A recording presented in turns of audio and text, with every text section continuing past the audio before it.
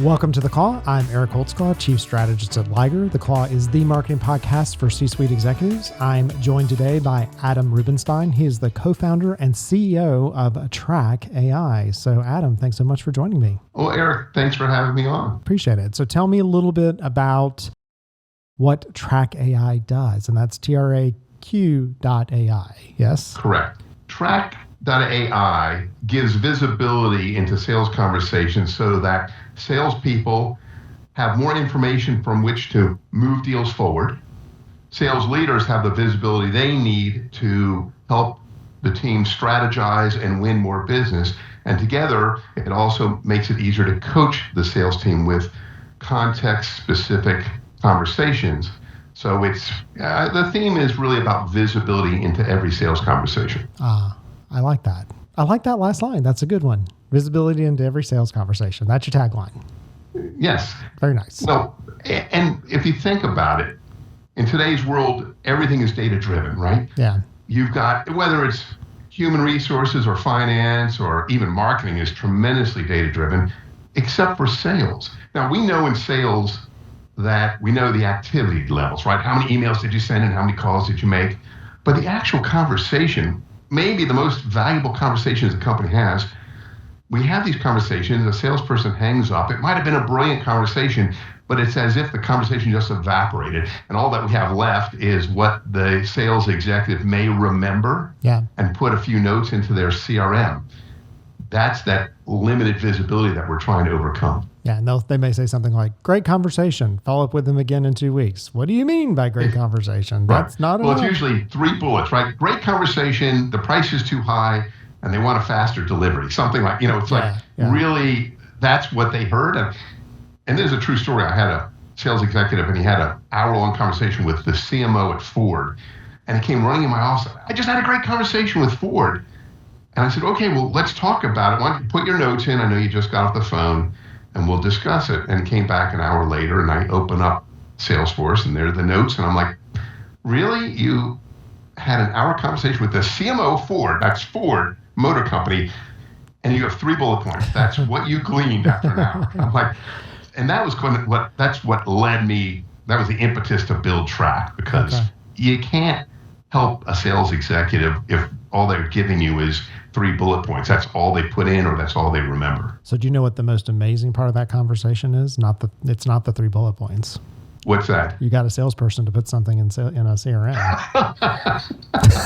well, that's only because I kind of forced them to do it. Yeah. Right? I mean, salespeople don't want to do admin. Right? I mean, they're salespeople. They want to be on the phone, speaking with people, sending out emails, and anything that feels like admin work is not driving their compensation. It's not driving the company's revenue. So I get it. I understand why there's the reluctance, but you still have to make sure that the sales executives are doing that. Yeah. So talk to me. So you started to mention a little bit about how you ended up, deciding on Traq.ai. So tell me about your background, history, sales from the start. Were you selling ice cream to people when you were 5 and things like that? Or I started a lot of companies, high school and in college. I'm unemployable, so I have to always start my own company. And I know, me too. That's exactly my problem as well. Yes. Right.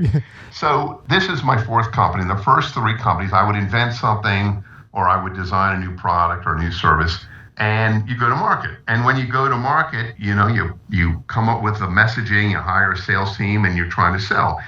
And my frustration was always the same thing. I knew my team was working. I did not know how well they were working. I could not sit in on every conversation. So I wouldn't really know how to help them until we either won or lost the deal, which is way too late. Right. Yeah. And so when I sold the last company about 2 years ago, I was trying to figure out what to do next. And I said, well, let's solve this really big problem. So I reached out to several hundred sales leaders around the country and spoke with them and said, here's the problem I'm trying to solve. Tell me, am I on the right track? And it was unanimous. And they all said, yeah, this is a big problem. I have no visibility into what my team is doing. And so it limits how much help I can provide them. Yeah. And that's why we built Traq. So that's company number 4. And, you can't well, when I was trying to make a team better, actually the bigger issue is I want to increase revenue, right? Yep. So there are only a few levers you can pull. I can hire more salespeople. I can raise prices. I can make the salespeople I have better. I can generate more leads. So there's, not many levers. Hiring new salespeople, it's risky. It takes a lot of time. You still hire, salespeople are great at selling themselves. You still make some bad hires. That was not a short-term solution. Raising prices is not always a good idea. So I came to the conclusion I need to make my team better. We need to make them more effective. They need to close more deals. And to do that, you think, okay, well, how do I make them better? I have to coach them. I have to train them. So what most companies do is you hire a training expert. Someone will come in, maybe drop in, parachute in, spend 3 days with the company. It's expensive. And they're sharing really good concepts, but they're concepts. They're not specific to your business. Right. And every time I attended one of these, I spent all my time trying to kind of fit what they were saying with the reality of our business, making those two things meet so I could use that advice. And sure enough, for the next 3 weeks, morale was up, people were pumped, everyone's excited. But then it kind of faded away and we went back to our old ways. Yeah. Because the coaching was not specific to our business. Right. Well, Traq was one of the solutions, and Traq is a coaching library where I'm a big believer that if you're the great sales executive, I want the rest of the team to mimic you. So let's take the things that you do really well. Let's make sure that everybody else can listen in, hear how you handled the pricing objection, how you handled overcoming all the various objections that you're hearing, and also what is your process? How do you move people along their own journey? You're using your sales journey, but they have their buyer's journey, and you probably are very good at moving them along. I want others to hear how to do it. It's, I think, the most effective coaching. So that was something I wanted to solve for rather than generic coaching. So you are Traq.ai. And so, AI is like hot and new as of 18 months ago. So were you Traq.ai from the beginning, or was AI added to it later? We started out trying to solve this problem, and we were not thinking AI first. But this is before AI became popular. Yeah. Then we hired some AI experts, and we brought them in and said, okay, how do we solve this problem? How do we take conversations and really parse them up into what salespeople want to know? I want to know overall a theme for the conversation. I want to know what the risks and objections were that were mentioned. I want to know if there are any tasks that we need to follow up on. And I want, with the knowledge of what took place during the conversation, then I can write a thoughtful follow-up. Right. Yep. And because I'm a big believer that it's all about professionalism. Yeah. You know the old story that you and I are walking through the woods and we see a bear? Yeah. And I sit down and I put my running shoes on, and you're like, Adam, what are you doing? You can't outrun the bear. And I'm like, Eric, I only have to outrun you. Right. Right. Which would be easy, by the way. So if I'm ever running, there's a bear, and then there's a bear somewhere, because that's the only reason I would run. So yeah. But the reason I say that is that in sales, there's not some ultimate objective. I don't have to get to 100. When I would have sales opportunities, and maybe we would lose them, I would do what I call sales forensics. I would call the buyer and say, hey, we've invested a lot of time in this conversation with you. We lost the opportunity to be your partner. Could you share a little bit of insight? Yeah. And almost every time it was like, well, you were a competitor with this other guy, and you were neck and neck when we started. But, over time they went up a little and you went down a little. Maybe you weren't as thoughtful in your response or not as prompt. But in the end, we took a vote among the buying team, and they were at 53 and you were at 47, and they won the business. So it's, the deals are won or lost on the margin. Right. Yep. And so it's the subtleties, it's the little things in a conversation that win or lose a deal. I was more professional, I was more prompt, my answers were more complete, I understood your problems better. These are not big, huge ideas. They're just, you said something about this topic that was so subtle, but it actually mattered to you. Yeah. And if I don't address it when we come to the final proposal, then I might be ignoring something that really matters to you. Yeah. And what most salespeople do is they have their own bias, and they hear what they want to hear, and they respond, let's address the pricing, let's address the delivery date and this other thing, but they ignored a lot of the other parts of the conversation.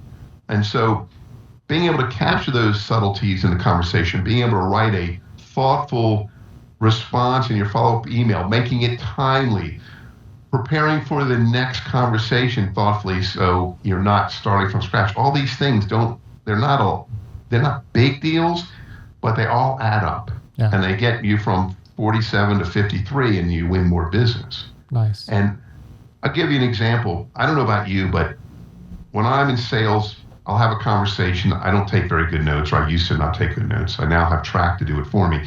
But I didn't take good notes. I often couldn't read my notes. And maybe you and I agreed to have a call 3 or 4 weeks later. We get on the call. I don't remember where we left off. So we revisit a lot of the same topics. Yeah. Waste a lot of time and barely move the deal forward. Yep. Today, using AI and a plug for Traq, I go to that conversation from 3 weeks ago and I tell Traq, or I ask Traq, what are some of the suggestions that we should use to move this deal forward? And it will come back and tell me, these are the topics you discussed last time and things that you should address this upcoming conversation. So I start off and I'll say, well, in the last conversation, we talked about security, we talked about this, we talked about that. I've had people say, Adam, you've got a great memory, or you take great notes. And I'm like, it's neither. Right. Maybe I'm cheating a little. I've got Traq, but it allows me to move conversations forward. And sometimes I'm at a loss. It's been a while, and I want to reach out to somebody. I'm like, I don't know what to do. I want to send them an email, and I'll ask the same question, and it will tell me how to move the deal forward, what I should bring up in an email. And I think that if there's any single biggest problem among sales organizations, it's moving deals forward. Yeah. Well, it is it's moving the deal forward and knowing where the deal really is in the process. Right. Like how far really are we along the way? Because the salesperson may think one thing, the prospect's in another, and that kind of piece. Yeah. If you've ever participated in pipeline reviews where you sit down with your sales team and ask them about the bigger deals, it's always, the buyer loves me. Yeah. And the deal's going well. And I'm like, is it going to close in 3 weeks? Because that's only 3 weeks away. Yeah. And they're like, oh, yeah. And of course, 6 months later, it's still not closed. Because, like you said, people don't have great, they have happy ears, especially in sales. Salespeople have to be optimistic. You don't want to be a pessimistic salesperson. So, yeah. Right. Yeah. So you hear the best in everything. And I know that during these conversations, I would ask them questions. And what I really wanted was to be able to have a time machine and go back and sit in that conversation and hear with my own ears so I could do a better interpretation. I remember being in a sales meeting. It was an in-person meeting. And at the end of this 2-hour meeting with a big customer, I asked the sales executive, so what do you think? And he goes, it's great. It was a great meeting. I'm like, you do know that they were threatening to fire us about halfway through the meeting. It didn't pick that up at all. Yeah. Right. Yeah. So he's more interested in trying to figure out what he's going to say next, and he wasn't listening to the nuance, the tone, the subtleties of what they were saying. And it's hard. And I want to make it clear, I'm not down on salespeople. I think that we ask too much of them. Right. Yeah. We're asking a salesperson, they have to prepare a presentation, right? They have to get it up and ready for the call. They have to get their technology ready. They start the call. They have to give the presentation. They have to listen carefully. They have to ask thoughtful questions. They have to answer questions. And they have to take notes.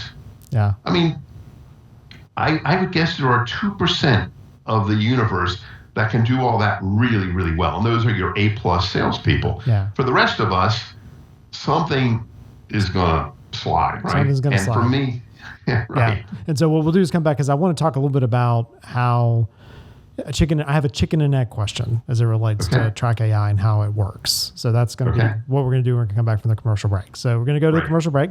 Listening to The Claw. I'm Eric Holtzclaw, Chief Strategist at Liger. Talking today with Adam Rubenstein. He's the co-founder and CEO of Traq.ai. We're talking about my least favorite subject, which is sales. But it's a very important subject with marketing because sales is the thing that's always been the mystery to me. I'm a good marketer, so I like having people like Adam on the podcast to talk about it. So we're back in just a minute. The Claw podcast is brought to you by Liger. Liger is a hybrid marketing firm combining a brand strategy consultancy and a production house that offers the full range of content and creative services. We can be your entire marketing department or your entire marketing department's favorite people to work with. We save the world from boring, broken marketing by putting businesses in brand therapy so they can express their most authentic, memorable selves. And then we share their story so they can be known. For more information, visit ligerpartners.com and follow us on our social media platforms. And we're back. You're listening to The Claw. I'm Eric Holtzclaw, Chief Strategist at Liger. The Claw is the marketing podcast for C-suite executives. I'm talking today with Adam Rubenstein. He's the co-founder and CEO of Traq.ai and an expert in that icky area of sales. So it's kind of funny because I always talk about sales and marketing together, and sales and marketing people have completely different language. We talk different, right? It's the same, but anytime you talk about a company, you talk about finance, operations, HR, but then you're like sales and marketing. They're one thing, but they really aren't. So we were discussing kind of your platform and approach, and I told you I was going to have a chicken or egg question as we come back. So people with some familiarity with AI, it's feeding a bunch of things in, and then the tool starts to learn and come up with these patterns, but then there's correction. So how does your platform do this? Does it take calls in and compare it to other calls? Is it that you already have a system works? How does it know what to advise to do next? Right. A great question. That's a great question. And there are different variations on AI. AI is an umbrella term, right? It's kind of everything. Called the internet, right? Yeah. Right. Yeah. Right. It's the new term for the internet, right? Yeah. Right. You're an internet technology company. What does that mean? It could be a lot of things. Right. Well, when we first started Traq, we were focused on machine learning, right? So we were taking sales conversations and we wanted to identify risks in the conversation. And what you would do is you would train up the AI to identify risks. And the way you do that with machine learning is you have to feed it a lot of data, examples of what a risk might look like or what a task might look like. So when you say risk, do you mean that an objection? An objection. Okay. So a risk at not making the sale. Right. Yeah. And I call them, technically in sales, you call them an objection, right? But I expanded that to mean risk. Because let's say I'm selling you and I call you one day and you're like, hey, Adam, I want to let you know that I'm leaving the company and my replacement is this other person. I'm like, that's not a formal objection, but it is a big huge risk. I spent a year building a rapport with you and now it's gone. So that's why we kind of combine risks and objections. Got it. As you said, anything that could hinder winning the business is a risk. And so you've done all this training and it's not very good at first and it gets better. So most AI will get better with time, machine learning especially, but it needs to be fed. You have to feed the beast, and feeding the beast costs money. And then you have to review the results and you have to improve the training, and it's a very iterative process. And that was working okay. And when we used to use that technology by itself, we would get these lists of you're too much, which meant you're too expensive, right? You get a bunch of little phrases, but without context, they were hard to interpret. Yeah. And so I actually I thought maybe you were just giving me a diss. You were telling me I was too much. So right. Eric, you're just too much. But you can feed it and say, this too much, or I can't afford it, or you're, too expensive. There's lots of ways to say your price is too high, right? Which is a risk or objection. And so you've done all this training, and we would get the results back, and it would do a pretty good job. I'd say we're at 75, 80% accuracy. But their output, while it was accurate, it wasn't helpful. Mm.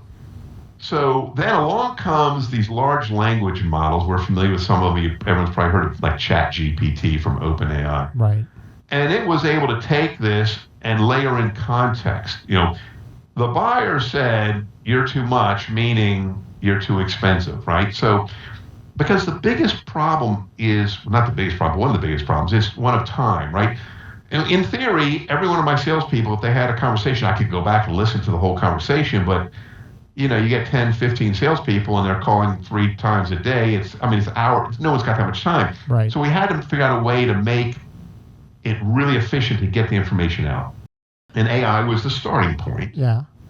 But layering machine learning with a large language model, we were able to kind of distill conversations to their essence, but yet give enough context so that I could read it and know very quickly that forward conversation that you had that was an hour long. I'm like, okay, it's a delivery issue, they have a legal issue, they have a security issue, they have a pricing issue. all of a sudden I've got 6 issues with paragraphs around them so I actually understand what the real issue was. Yeah. Right? Their legal team said they won't get to the contract in 4 weeks. It's not a specific issue in the contract, just they're behind, right? So, okay, that tells me a lot more than the salesperson saying, well, there's legals all upset about this, right? Yeah. So that layers in the context. But that's machine learning, a lot of training to get it to work well, very costly. That's why you usually find very big companies who are able to do this.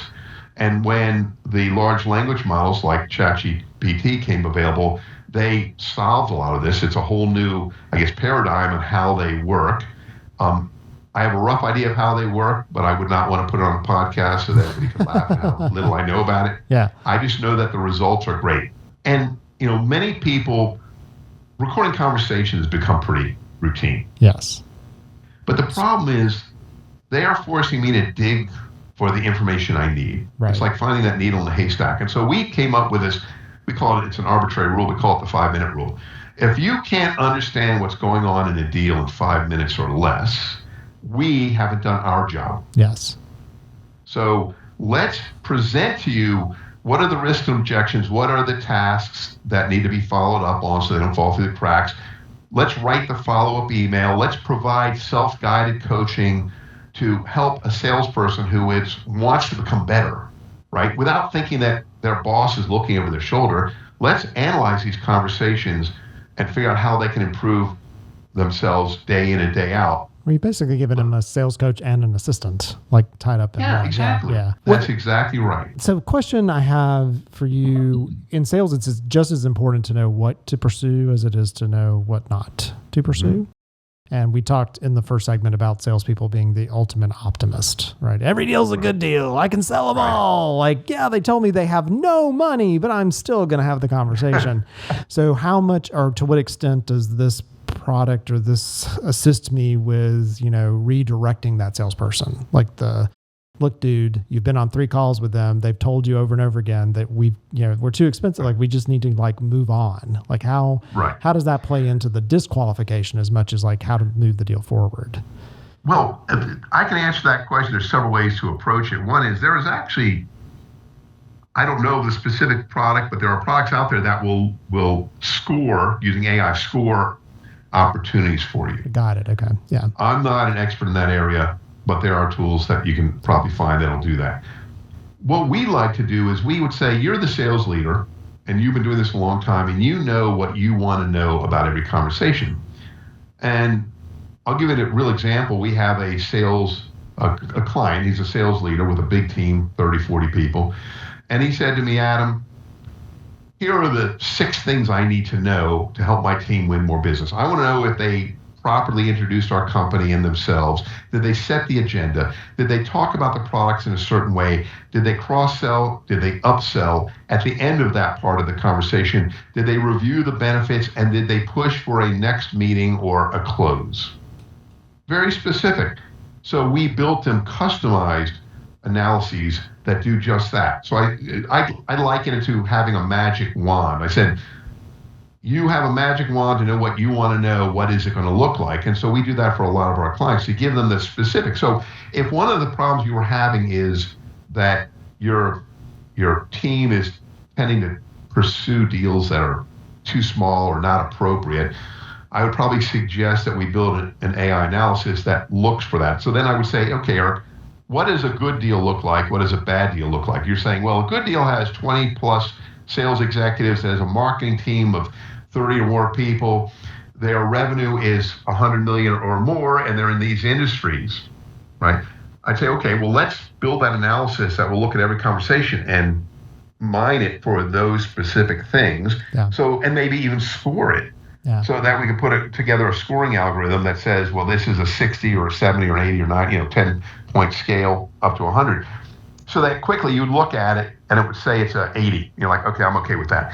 You see one that's a 60, but your sales executive is really pushing to pursue it. You're like, okay, I want to dig into this one. Yeah. It's only a 60, but let me understand why. Maybe I'll understand better what they are seeing in this deal that I'm missing. And so very quickly they scan a piece of paper. It says there are 60 because their marketing team is 2 people and their sales team is 1 person. I'm like, Okay, maybe a really big company, but they only have 3 people that we cater to. Yeah. And that's not a good license. Yeah.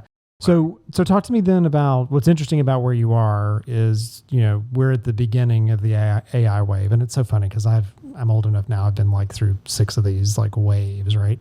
And you still, talk about them 10 years later and people are like, we're at the beginning of this thing and we really are at the beginning of AI. So what are some of the things that you're either excited about, curious about as it relates to where this is going to fit specifically in this kind of category of sales? Because you guys are experimenting very early in this space. So, what do you see? What does that vision look like? Well, I think that there's a couple of areas we're looking into that we're layering into our technology. One is that every company is unique, and so what makes a great sales call for company A may be not very helpful for company B. So being able to have company A get several hundred calls under their belt, knowing which ones led to wins and which ones led to losses, you can then retrain the AI, really kind of calibrate it, so that you now know when you score it that maybe when we start scoring, we have a very generic approach where we say that we're going to give building rapport gets 10 points out of 100. Right. And you find out from actual conversations and data that building rapport doesn't really matter in this case. Yeah. So you say, okay, well, let's recalibrate the scoring mechanism, and the AI will do that for us. It will recalibrate it, giving less value to rapport and more value to asking certain questions or even just asking open-ended questions. So the AI can help you improve the performance ongoing. And that's the thing, I think that's a common theme. AI, 2 things, it takes time. You have to have enough data. Right. And it also acts very much like a human. Mm-hmm. And if I were to answer a question about what is going to be the big mistakes people make in looking at AI, it's expecting it to be perfect. Right. And my analysis, imagine you're on a sales call, Eric, and you have 2 assistants sitting, and they're great. They're really good at taking notes. And their notes will be very similar, but they will not be identical. Yeah. And AI behaves much the same way. They'll get the similarities, but where they will be drastically better than these human, note takers or assistants is in the conversation. We might talk about a topic at the beginning, in the middle, and the end. And the note taker will have 3 distinct bullets about that. Whereas the AI, because it's got computer memory, and it'll consolidate them and give you a much more concise analysis of the conversation. I find that just fascinating and very, very helpful. Yeah, very nice. And that's what I keep talking about with people on AI is that it's not about let AI create it or research it for you, but then you have to curate it. So it brings back to you in a way that you can look at it and add your intelligence and things like that to it. So, well, thanks so much for joining me today on The Claw. How do people... Well, Eric, thank you for having me. It's always a lot of fun. Love talking, I'm a sales guy. I love talking about myself. You like to, and about especially something that you... learn more about you in the... Well, then you have to start Traq.ai, whatever you would call it. The Traq.ai... Traqcast. The Traqcast. Yeah, the Traqcast. Right. Yeah, I like it. So how do people find out? Like, where's the best place for them to go get information? Probably to go to our website. It's traq.ai. Nice. Perfect. Great. Well, thanks so much for joining us. And we will put all the information to get to you in the show notes. So you've been listening to The Claw. I'm Eric Holtzclaw, Chief Strategist at Liger. I've been talking today with Adam Rubenstein. He's the co-founder and CEO of Traq.ai. So if you're struggling with a sales team and trying to get them better, this is one of those ways that you can do it just beyond regular training and using some really cool new technology. So until next time, thanks for tuning in.